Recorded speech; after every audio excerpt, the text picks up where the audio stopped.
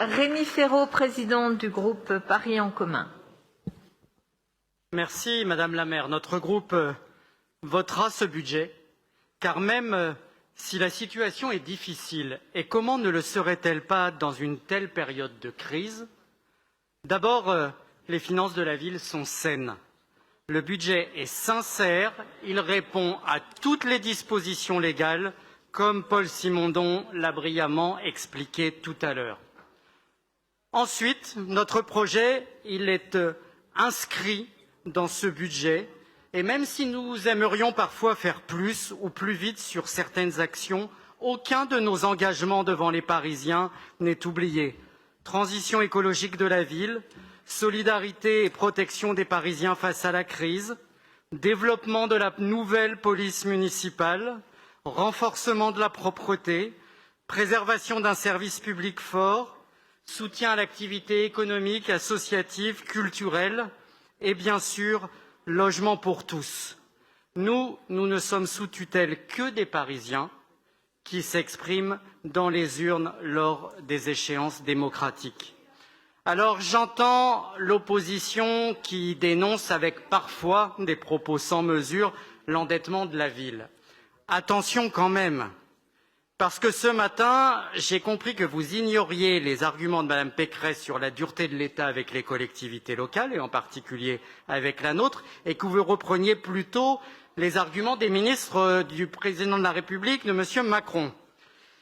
Mais ces mêmes ministres, ils ont dit aussi ce qu'il en était de Mme Pécresse lorsqu'elle était ministre du Budget.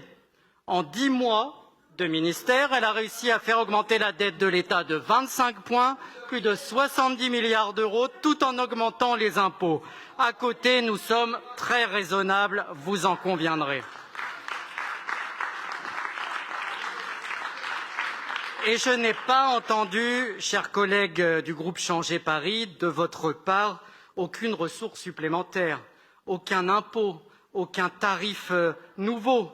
Ça pimenterait pourtant le Monopoly de Madame Garnier, de telles annonces. Et surtout, j'ai entendu dans vos interventions des dépenses supplémentaires. La Cité du Théâtre, le tympan de l'église Saint-Pierre de Chaillot, la promenade Terne-Pereire, la requalification du boulevard de Reims, la voirie en général, l'équipement de la police municipale. Bien sûr, on peut toujours voir plus, mais dans ce cas, il ne faut pas en même temps dénoncer l'endettement de la ville de Paris. Et disons-le franchement, ce que vous sacrifieriez comme dépenses, c'est le logement social et les aménagements de l'espace public qui restreignent l'espace de la voiture. Nous ne sommes pas d'accord, ce n'est pas notre politique. Et enfin, j'ai écouté avec attention l'explication de vote de deux présidents de groupe, Pierre-Yves Bournazel et Maud Gattel.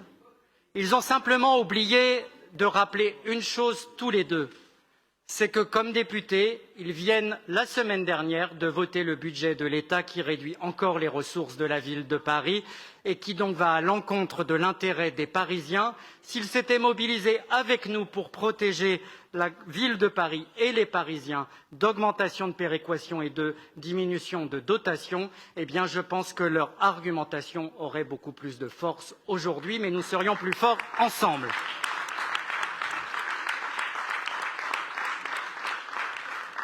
Je veux conclure enfin en remerciant l'exécutif de la préparation de ce budget, de la concertation et de l'écoute sur nos amendements que nous avons présentés parfois avec d'autres groupes de la majorité.